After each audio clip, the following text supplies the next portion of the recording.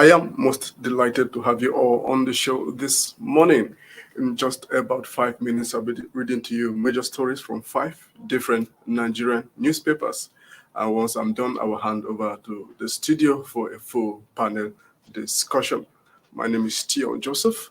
And to begin the show this morning, we'll take a look at Nigeria's most influential newspaper, the Leadership newspaper.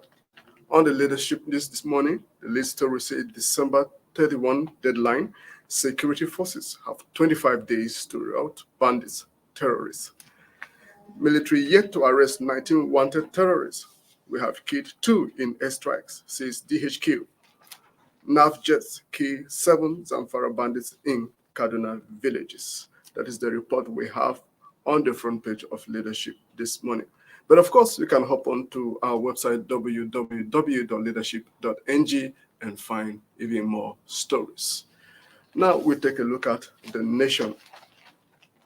On the front page of The Nation this morning, we have Tinubu points way forward for power, security, others. Chatham House hosts APC candidate El-Rufai, Wale Edun, Bajabiamila, Ayade Alake, Beta Edu speak. That is the report we have from The Nation this morning. Now we take a look at the Punch.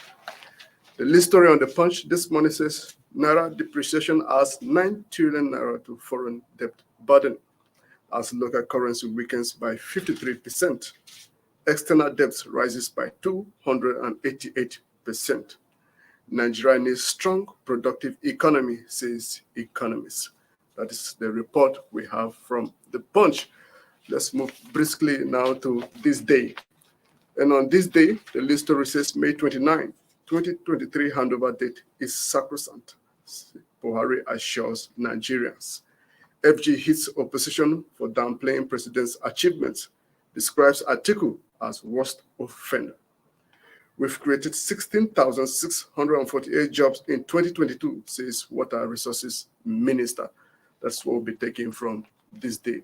Now, to conclude the first part of the show, we have The Guardian. The lead story on The Guardian this morning says 7 years after, Buhari falters on 24 million jobs promise. NBS fails to release unemployment rate since 2020. Ngige's claim of 7 million jobs created unlikely. NDP 2021 to 2025 to create 30 million jobs, a mirage, says Oyirinde. No honeymoon for who will take over from Buhari, says Ojo. It requires 3 governments to clean up this administration's mess. And the last bullet on The Guardian this morning says insecurity, COVID-19, others undermine effort to lift 100 million out of poverty. That is what we'll be taking for the first part of the show. We crave your indulgence to stay tuned for the second part of the show. I'll be back your way 10 a.m. tomorrow morning. Until then, do have a great day.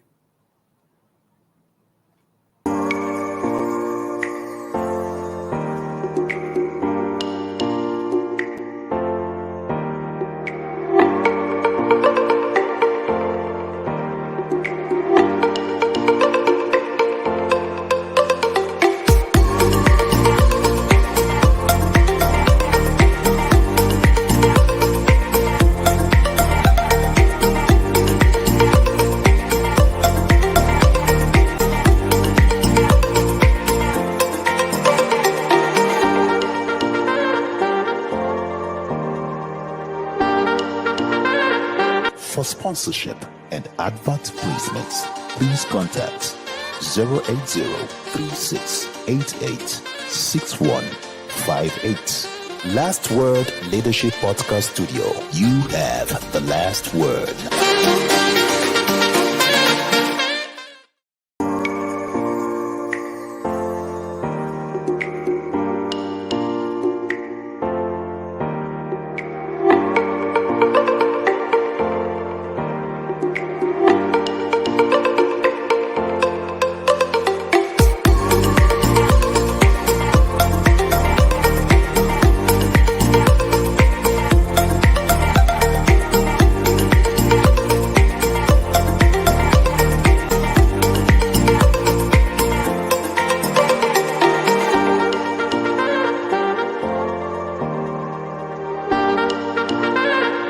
For sponsorship and advert placements, please contact 080-3688-6158. Last Word Leadership Podcast Studio. You have the last word.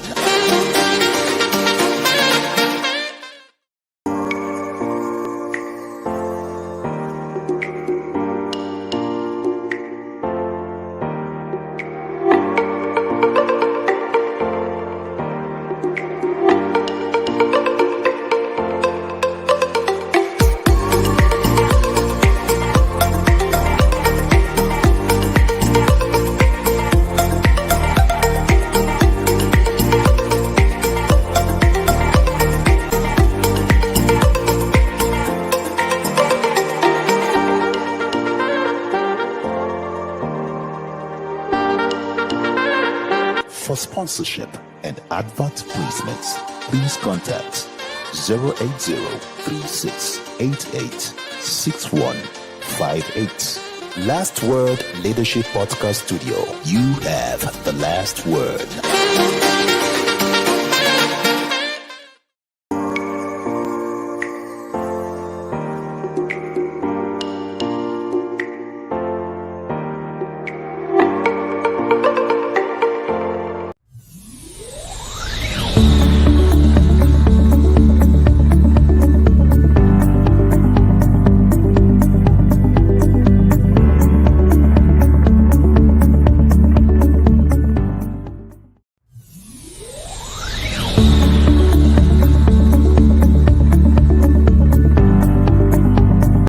Inside Nigeria, keeping you informed on what matters.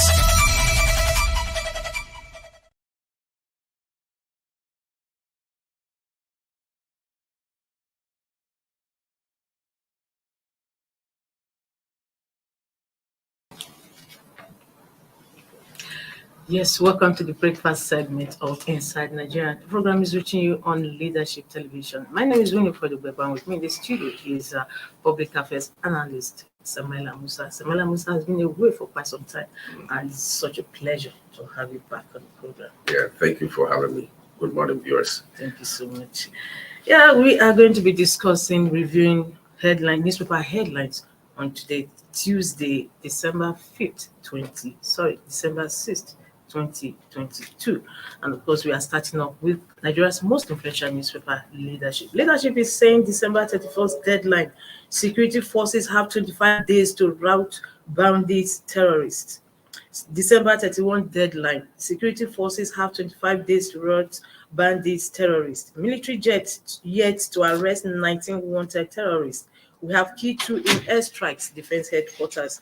NAV jets key 7 Zamfara bandits in Kaduna villages. December 31 deadline. Security forces have 25 days to rout bandits, terrorists. Military yet to arrest 19 wanted terrorists. We have key 2 in airstrikes, defense headquarters. NAV jets kill 7 Zamfara bandits in Kaduna villages. This is the leading story on Leadership newspaper. For more stories, you can get the hard copy or log on to your website. Meanwhile, Samela, I want you to throw light on that. Yeah, honestly, the Nigerian military just keep coming up with different kind of drama all the time. You see, when you are at your job, doing your job, this announcement is needless. For about 8 years of APC government, we've been having these issues. APC met insecurity on ground. As a matter of fact, it was one of the key mantras at which APC rode on to win the election. You understand? And if 7 years after, we're still talking about deadline when we're already looking at February for another presidential election, I think whatever you want to do, you just go to work so that it will be like a surprise that, wow, so they could do it in 7 years. Well, thank God at last, because hundreds of thousands of lives have been lost under this regime alone. But now they've been able to come up with a miracle. But if you this is what we've been hearing for the past 7 years. It's not, you don't have to keep spewing all this before our faces You have 25 days. You have these. The Navy killed so, or the Air Force killed so leader and so leader. After 2 months, you hear the same leader issuing statement from another hideout to say he's still alive and all of that. Yes, save us all this embarrassment. From Toji Bello. Yeah, he was surprised and you understand? He's even still saying that he, as far as he's concerned, he does not think that the Nigerian government is serious about killing him or something. I saw you don't need all these newspaper talks. Go to work, flush them out, and then come out and say if there's any other terrorists, people should let you know. You are done with them. But to just keep coming is just like as if you're just trying to, tickle our fancy and all of that. I mean, it's actually unnecessary. Yes, talking about 7 years, you mentioned 7 years in the row. The Guardian is leading with the story. 7 years after Buhari fought us on 24 million jobs promise. 7 years after Buhari fought us on 24 million jobs promise. NBS, that is a National Bureau of Statistics, fails to release unemployment rate since 2020. Ngige's claim of 7 million jobs created unlikely. NDP 2021 to 2025 to create 30 million jobs in mirage, says Oyerinde. No honeymoon for who will take over from Buhari Ojo. It will require 3 governments to clean up this administration's mess. Insecurity, COVID-19, others undermine efforts to lift 100 million out of poverty. That is 7 years after Buhari fought us on 24 million jobs promise. It's the same issue on the THISDAY newspaper talking about Buhari's handover date. Let's see how the THISDAY newspaper couched it. He said, May 29, 23 handover date is sacrosanct. Buhari assures Nigerians. May 29, 2023 handover date is sacrosanct. Buhari assures Nigerians. Federal government his opposition for downplaying president's achievements. Describes Atiku as worst offender. We have created 16,648 jobs in 2022, says Water Resources Minister. I'll take this day's leading story once again. May 29, 2023 handover date is sacrosanct. Buhari assures Nigerians. Federal government his opposition for downplaying president's achievements. Describes Atiku as worst offender. We've created 16,648 jobs in 2022, says Water Resources Minister. So these are stories, leading stories on The Guardian and THISDAY newspaper. Yeah, okay, so on this, the unemployment rate that the NBS refused to publish since 2020. it's actually deliberate, because just lately, the same NBS published the number or the percentage of Nigerians living in poverty. It says 103 million. Yes. So, and that's about 62% of the population. No, that was just about 67 million Nigerians that are in declare. Yeah, in declare. So, really, whatever it is, whether they claim. But on the light side, what category do you belong to, Samela? I'm among the one that are saying 67 million Nigerians. No, you see, honestly, to be candid, if you can afford 2 square meal in Nigeria today, you are not among the 133 million. That's the reality on ground. And I'll tell you, if you stand there, if for instance here is like maybe the back of your office here, any busy street where you are, if you stand for 10 minutes on the road, at least minimum of 2 people will say good morning, excuse me, ma'am. Yes. Once you see excuse me, you already know that the person wants to beg you for money. So it's more or less like a trade. And sometimes you just don't want to keep the whole blame on them that I go and work or something. Some people have looked for the job. There is no job anywhere. They don't have anybody to help them, but they need to survive. Yes. So that's to tell you. And you see, the number of people in that trade are multiplying by the day. You understand? In fact, when all of the 3 exit routes of Abuja city, everywhere now there's serious hold up because people are trooping into the city on daily basis because they feel this is the only place where you have money now. You understand? The heat is so much in the States that people are feeling Abuja is better off and they are coming into Abuja from all over the place. So really the rate of poverty in Nigeria is something else. And a lot of people will take offense when they ask you, because they see you, maybe you try to manage your life, dress well, they feel he has the money he doesn't want to give. You know, the kind of calls I receive even in a day, people trying to get 3,000, 5,000 and all of that. And, you know, one is not that buoyant. You also have your own responsibilities that you need to face. So, and people take offense. So the heat is almost everywhere. Everywhere. As you are complaining, you are seeing people whose situation is worse than yours and all of that. So really, something needs to be done. Otherwise, we can only be blaming the security guys, because the level of criminality will keep rising, because so it's not everybody that have the absorber to actually absorb some level of hardship. You know, some people will just say, well, it's like at this stage, it's either money rituals or something, or, you know, or I take guns or something. So really, something needs to be done. And unfortunately, we don't even need to, if you are talking to this government, it's a waste of time. They have just, yes, now, they have just about few months. 29. And once election is conducted, all that is left is just trying to mop up the people who have stolen, try to cover up. How do we block this? How do we block this in case the person who is coming will discover this or that? It depends on which party wins the election. And then how do we hand over this, hand over that? So the rest of those months is just about handing over preparations, setting up this committee, transition committee and all of that. Really, so this government is actually out of the picture for now. We're only hoping that Nigerians will use their head and vote a credible candidate that at least will do something. Even if you can maintain it at this level that it is now. You understand? If you can maintain it, it's still a big, I mean, that should give kudos to you. Because what we keep having is that previous government, no matter how worse, is now going to be better. And that is actually a bad moment.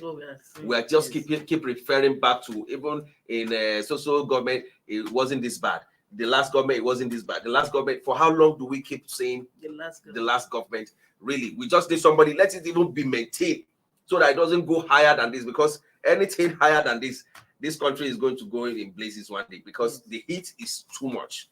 Yeah, now I want you to speak to the writer on these days, a leading story. He said federal government hits opposition for downplaying president's achievements.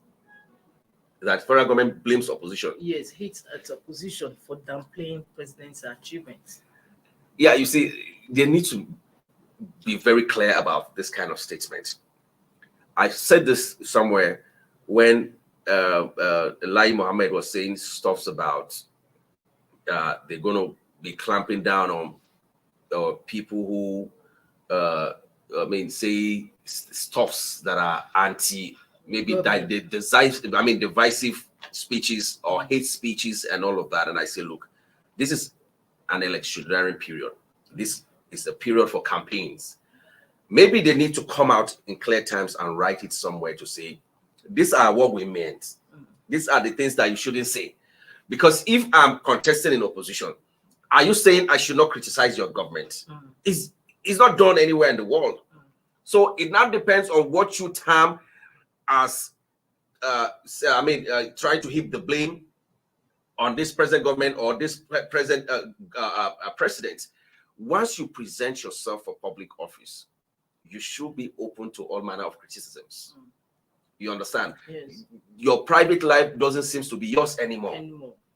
You get, so people have the right to say this, that, and that policy that you have put in place is wrong. Whether it's wrong or it's not wrong, it's left for your people to say, no, the reason why we did this, to come out in clear terms and explain to Nigerians. And even at that, it's not everybody that is going to accept that. There are people who will remain in your opponent forever until your government is over. You understand? So really, you cannot gag people all in the guise that you're trying to say, oh, don't blame this or don't blame that. You presented yourself. Nobody forced you to do that. You should know that you will be open for criticisms, open for scrutiny. So, and this is how governance is being run all over the world. So, but we need to really clear these issues about whether it's a blame or it's criticisms. They need to understand these are facts. Yeah. From THISDAY and Guardian newspaper, we are moving over to The Nation. what is Nation saying this morning? It says, Tinubu points way forward on power security orders. Tinubu points way forward on power security orders. Chatham House hosts APC candidate El-Rufai Wale Edun Gbajabia Mila Ayade Alake Better Edu speak. What the APC candidate said, we must recalibrate domestic policy to revamp the foundation on which our quest to pursue human security rests. But our focus will be on using technology and expertise to accelerate development to achieve transformation in the agriculture value chain. We have privatized power distribution and generation to a certain degree. What we need to do is to improve the enabling environment. And still on Tinubu's appearance at Chatham House yesterday, Vanguard newspaper also has the same leading story. Tinubu says INEC yet to assure us on beavers. INEC yet to assure us on beavers. Tinubu declares, I've collected my original certificate, says one of my opponents may not be Nigerian. Some Nigerians stage harass Tinubu out of London protest. Tinubu delegates El-Rufai Alake Edun to answer questions. Tinubu's Chatham House performance a disgrace, PDP campaign. The story is on page 5 of Vanguard newspaper. Yes. Yesterday, Tinubu, the APC presidential candidate, Bola Ahmed Tinubu, actually made history yesterday when he addressed the nation through in Chatham House. And his appearance yesterday has continued to generate controversies. So what is your take on Yeah, you see, I haven't actually watched that clip, but I saw a couple of statements, comments on social media. I was quite very busy yesterday, and this morning, this is the second media house I'm attending something like this. Honestly, I haven't, but I'm hoping to watch it sometime. I mean, later today. But apart from, because I read in some comments how he was delegating some of his men that went with him to answer those questions. Now it depends on what's the modality at the Chatham House. If if the modality permits that, okay, the will-be president is coming in with his men. Perhaps he is not an expert in agriculture or something, but I feel all these are issues that ought to have been resolved between his team and Chatham House before the interview, because we can have a situation where the presidential candidate will send his people, because we have clamored in the past to say, look, if you want to be president of Nigeria, we even want to see who are your team members, the people you want to run the government with. Let's even see the kind of people. What are they made of? Because we can have a president who his head is still intact and come with some riffraffs, and then everything becomes zero in the long run. So we also want to know who are you going to run the government with, not just you as a person. We saw how Buhari displayed only himself, him alone, and that's what's putting us in this problem. He's the only person that is running the affairs of this country in that guise, because it was only him that was voted for. So if you display also your team members, some people will feel, oh, this guy is a performer, this one is a performer. Even if I don't like you as a president, I know these 2-3 guys will deliver. You understand? That's also a basis. But having said that, I think I need to watch that clip before I comment further on what kind of questions were being asked that he's now delegating people to answer on his behalf. Because if it wasn't a debate, if it was a presidential debate between him, maybe the 4 of them, the 3 or 4 leading candidates like we had in the debate on their rise, then of course you will know that is so stifled that you cannot, when you're sitting on the podium as a candidate and then you begin to call somebody in the audience to answer for you. But I don't know what's the modality of Chatham House interaction with to be a presidential candidate. But with the current president also did same in 2014. Okay, I can't even remember. I just know that. Okay. So that honestly, yeah, I know he addressed Chatham House, but I can't really recall how he, the interaction, whether he also was delegating or not. I can't recall. But I know it's been like a tradition now in Nigeria. Everybody is trying to gain some international traction, in support of their, candidacy. It's the same way Atiku went to America the other time. It's just to give it that kind of backing to say, internationally, our candidate is also accepted and all of that, which is part of politicking, But maybe after today, if I watch that, I will be able to actually see what are the fault lines that people are actually commenting about. Well, viewers, let's go on a break. When we come back, we're looking at the next paper we have on our menu. Don't go away, stay tuned.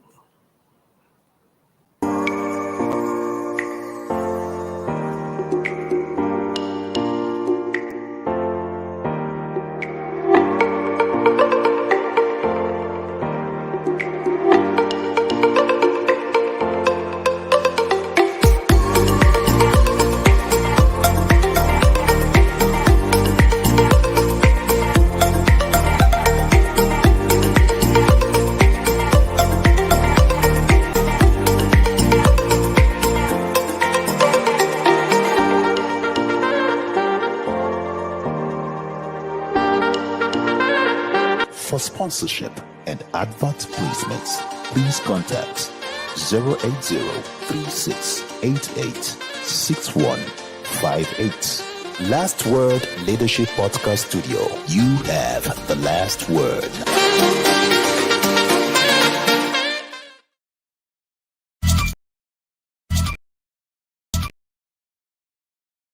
Inside Nigeria, keeping you informed on what matters.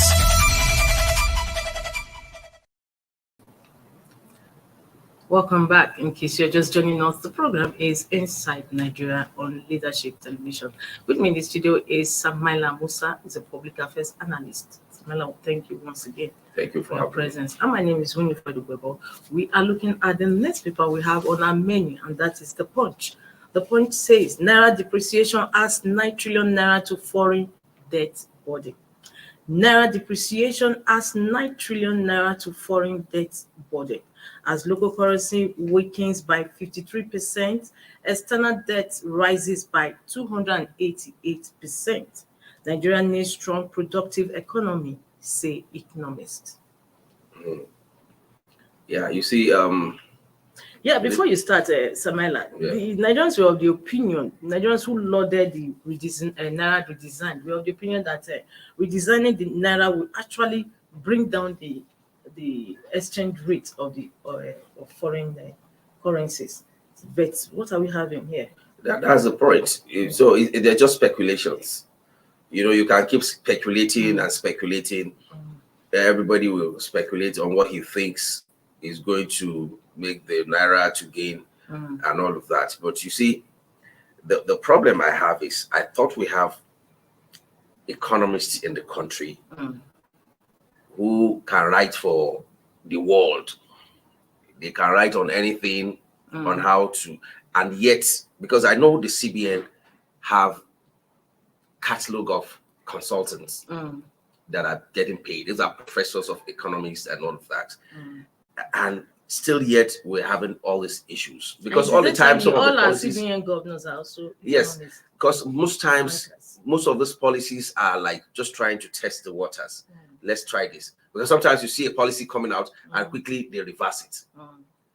Is it that you really don't know what the implications are going to be? And there are no analysis to, if we do this, this is where it's going to end. Or so sometimes you're just taken aback. And then people are lauding the redesign of, I can't see anything redesigned. In fact, people are making a mockery of it. They just change the color. They just put what they call this blue thing you use in dyeing your clothes. But the only excuse the CBN came up with was the timing was so short. Why do we need to hurry up to do it? I'm also asking, how much does it cost to redesign this money? Because perhaps if we inject that into the economy, somebody say, oh, it's because of all these guys who have stolen money, blah, blah, who have stolen. It does not affect them. It cannot, we are in Nigeria. Already some bankers are already circulating, sending their agents all around the place that they pay 2 billion per day. You understand? If you have anybody who has money in his account, at home, stuck somewhere, they can take 2 billion per day. Then they take 15%. The agent will take 5%. They take 10%. So it becomes now a business. So another avenue for making money is now open for some people. The main people who you are targeting, it cannot affect them. They always know their way around. The bankers themselves will be the one to carry bullion van to their homes to go and carry those money. And they know how to, lost it within the system of the bank. You understand? So really, we need to really know what we are doing. If I'm privileged to be in around those kind of places where they are making these decisions, I will tell you that can't you think about these people you say, they are powerful, except if they are not powerful as you want to describe. Because if they are that powerful, they can always pay their way around that. This money will leave their own, the places where they store them, and it will get to your system and they get the money back in cash again. You understand? So, and if you talk about bandits and all of that, these guys are not alone. We have seen situations where they say, oh, one helicopter is dropping something in the bush somewhere. They are buying ammunition. Somebody's collecting money for ammunition from them. The same channel can be used. They can give them those monies to go and get them the new Naira notes, if at all they need it, or go and buy us dollars. That one is easier to keep. So who is fooling who in the long run? We are only wasting our money trying to do what is actually not time tested, that can't withstand the test of time, really. We need to really get more serious hands to say, look, let's do, I'm not saying, oh, don't redesign the Naira, but let's know what is the motive behind it. Because most of the things we're hearing is just speculations, really. But I haven't really read somewhere where the CBN governor categorically said this is the main reason and this is what we intend to achieve with it. We need to really check that angle. Meanwhile, the first writer on the Punch leading story says local currency weakens by 53% as external debt rises by 288%. Meanwhile, just a few days ago, the Minister of Finance was saying something that Nigeria is not that debt burdened. That's what they will tell you. You understand? Everybody wants to justify how much effort he has put in making things work. They won't come out and tell you how things are getting worse by the day. So really, those are not new. It's what we hear all the time in Nigeria, and we're used to it, But I think the earlier, the better we begin to tell ourselves the truth. Already, with the way this government is going, within the few months that is left, on daily basis, things are getting worse. On daily basis, things are getting worse. Now, another angle that we're actually not even talking about is because it's now become like we're used to it. This fuel scarcity is biting harder on the economy. You understand? Transportation is now higher. Somebody said he wanted to stop a cab the other day, a place where you normally pay 400. The guy was charging 1,000. And he said, why? He said, yeah, I spent about 6 hours on the queue even before getting the fuel. So I need to even include that suffering. I couldn't work for that 6 hours you understand? And getting it at the price I got it and all of that. So really, we need to sit down. Let them even solve one aspect. Because if this petrol keep getting the way it is going, why not just save us all this suffering? Take it to the price where you want to take it to. So that we all rest. We don't need to be going through all this trauma. You understand? Everybody will drive into the filling station and get their fuel and move on with their lives. But rather than all this suffering with your money, you can't get the fuel. So already production time is actually being reduced. Yes, it is. So, and all these are things that cumulatively tells on the economy. Thank you so much. Now, another story that has made the covers of almost all the papers today is the Abuja train service, which resumed yesterday and unfortunately recorded low patronage at the terminals. The story is on Leadership newspaper, still on this day. The Punch. Yeah, that low turnout is expected. I mean, people have not come out of that shock. If it was only that the terrorists or whoever it is that did what they did, they just robbed people and people went away. These are things that happen normally on our roads. You understand? Oh, people encounter armed robbers and they took away all their belongings, their money and everything. Nigerians are used to all those kind of things. But having watched the kind of trauma the victims suffered in the bush, including children and women, nobody wants to even near the train station for now. You understand? Because it was so harrowing that we kept watching it on social media, and the terrorists keep making videos, flogging them daily. Nobody wants to be a victim of that kind of thing, or their loved ones. So honestly, they rather prefer to say, oh, let's just follow the road that way armed robbers are operating. At least those one we collect everything and go. And you understand, leave us empty, rather than taking them for how many number of days. It was such a harrowing experience. You understand? So really, it will take a while before people will adjust and come out of that trauma of what we were watching on social media. Presumption is not even the issue. We are looking at the security. The federal government did promise they were going to put security measures in place to guard against what happened. But what are the security measures? The only security measures I can tell you that they have put in place is that you need your BVN to enter the train. The people who busted the train, were they in the train? That's the question. The terrorists who actually waylaid the train the last time, were they inside the train? They don't need to come out on the train. So when you need my BVN and my NIN, have you safeguarded the bushes where they are coming from? So that's the question. Because if it was a thing of say, oh, the same people who were inside the train were the one who forced the train to a stop and start robbing and start rustling people into the bushes and all of that, will have been a different thing. They put a bomb, came from the bushes, and then you now need the passengers' BVN and NIN. Are these the security measures you are talking about? Yes. That before you procure your ticket, you have to produce your NIN, and that has been another setback to the patronage. Well, viewers, this is what we call it today. Or today is Inside Nigeria. Tomorrow, same time, same station, is another date. Samela, I look forward to seeing you again. Yeah, thank you. Yes, same my time, pleasure. Same station too. no problem. Yeah, my pleasure. Thank you so much. Bye. Yeah, you're welcome. Thank you for watching. For sponsorship and advert placements, please contact 080-3688-6158. Last Word Leadership Podcast Studio. You have the last word.